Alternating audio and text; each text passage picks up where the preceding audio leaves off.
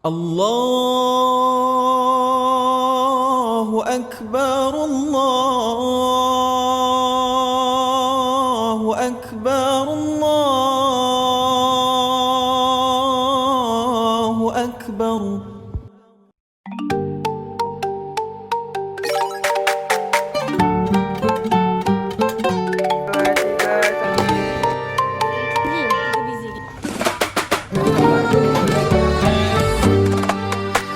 Ziarah hari raya, ragam pelbagai rupa, ada main phone saja, ada sembang tak sudah. Sesekali ditanya pangkat kahwin dan kerja, aku pun senyum tawa, doa yang baik saja. Cerita hari raya, asam garam jalinan sesama kita, santunilah dengan senyum manis dan indah. Sebulan kau jernihkan hati mesra menghadap Tuhan, inilah masanya kau jernihkan hubungan sesama insan. Oh, oh, oh, oh. Oh, oh, oh, oh. Ada flexing bergaya sampai FOMO salah cara. Aku slow living saja, syukur apa yang ada.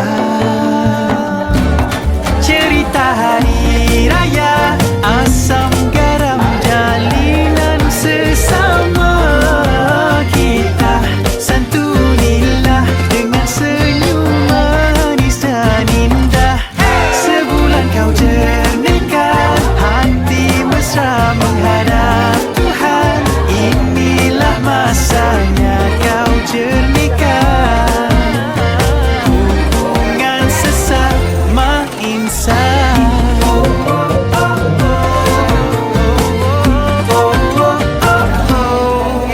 Bermaaf, maafanlah budaya luhur kita, takut nanti di mahsyar baru mau bersuara. Okey, dah lah tu, cukuplah. Cerita hari raya, asam garam jalinan sesama kita, santunilah dengan senyum manis dan indah. Sebulan kau jernihkan hati mesra menghadap Tuhan, inilah masanya kau jernihkan hubungan sesama insan. Selamat hari raya. Kami keluarga Yai mengucapkan selamat